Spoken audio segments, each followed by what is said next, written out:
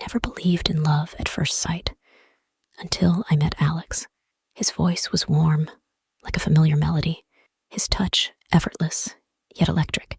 He made me feel seen in a way no one ever had before. But love can be a clever illusion, because now, as I stare at the message on my phone, 4 words that shatter everything, I realize the truth. He's already married. I met Alex on a rainy afternoon at a quiet bookstore. It was one of those moments that felt straight out of a romance novel, our hands brushing as we reached for the same book, an exchange of shy smiles, and the soft hum of raindrops against the window. He offered to buy me coffee, and I accepted, not knowing that this small decision would change my life forever. From the very start, Alex was different. He listened, not just to my words, but to the spaces between them. He asked about my dreams, my childhood, my fears. He made me laugh in a way I hadn't in years. He was thoughtful, always surprising me with little gestures, a handwritten note in my bag, my favorite flowers waiting at my door. It felt effortless, like we were meant to find each other. For months, everything was perfect. Dinners that stretched into midnight, stolen kisses in quiet corners, whispered promises of forever.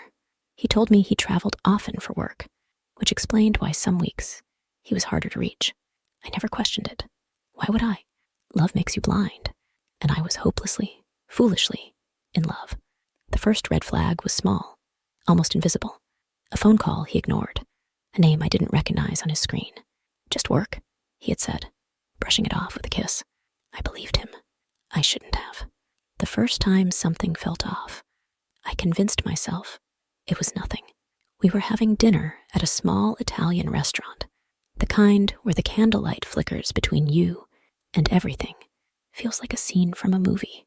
Alex had been unusually quiet that evening, his eyes darting to his phone every few minutes.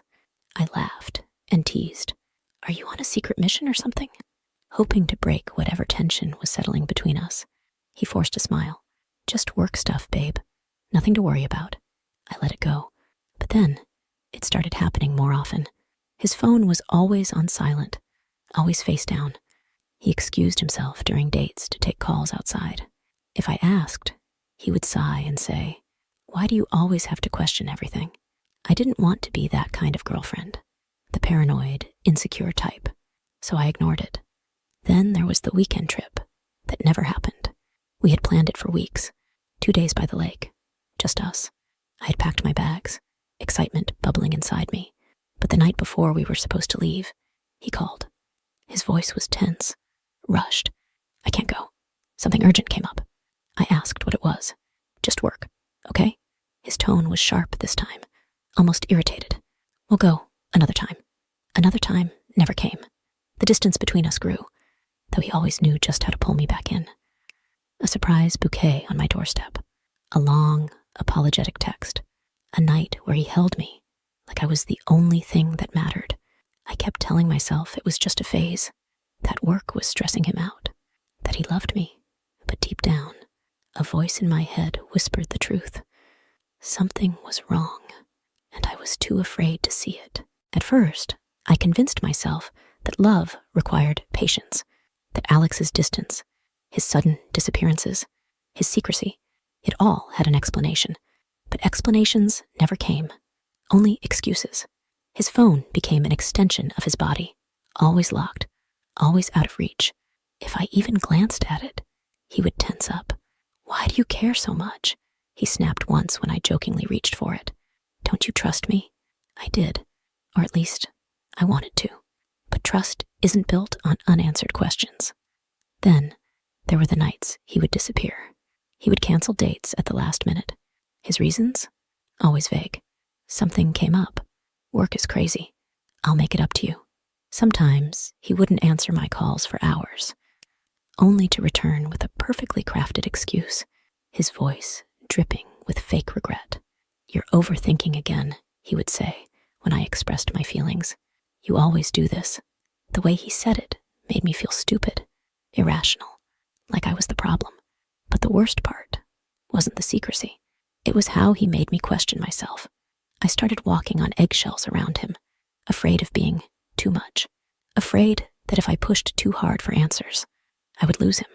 When we were together, he was warm, affectionate, almost too perfect, as if he was overcompensating for something. But the second I asked real questions, his temper flared. One night, I finally confronted him. We were in his apartment, and I had found something. A single gold earring on the floor beside his bed. It wasn't mine. My stomach twisted as I picked it up, my mind racing. I held it out to him. "Whose is this?" Alex barely flinched. His expression didn't change. "You're really doing this?" he said, shaking his head. "It's nothing. Maybe it's from an old guest. You know I have people over sometimes." "A woman?" My voice was barely a whisper. He sighed, running a hand through his hair. "You need to stop being so insecure. It's not a good look on you." The words stung like a slap. I wanted to believe him, but doubt had already planted itself inside me, growing like poison. I left that night feeling sick, knowing something was wrong, but still, I stayed. Because when you love someone, you want to believe them, even when the truth is staring you in the face. The breaking point came on a Sunday afternoon. I was at a cafe, sipping my coffee, when my phone buzzed. A message from an unknown number. "You don't know me, but you need to know the truth about Alex." My heart pounded as I stared at the screen. Before I could reply, another message popped up. A photo. Alex, smiling, with a woman and a little boy. My stomach dropped. I felt the walls close in around me, the cafe's noise turning into a dull hum. My fingers trembled as I typed back. "Who are you?" "His wife." The words sent a chill down my spine. I couldn't breathe. Every excuse, every disappearing act, every moment of doubt, it all made sense now. I wasn't the only one. I was the other woman, and I hadn't even known.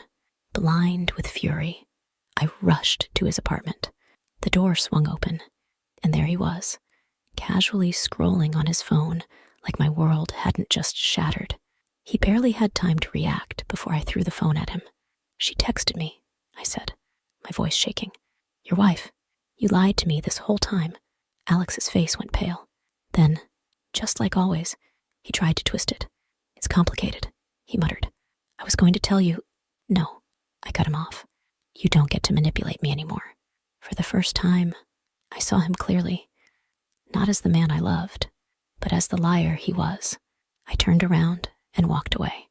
This time, I wouldn't look back. I didn't cry that night, not because it didn't hurt, but because I was done hurting over him.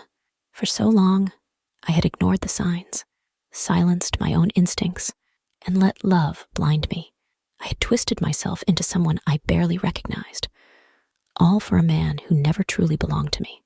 But now, the truth was clear. He was never mine, and I was never his.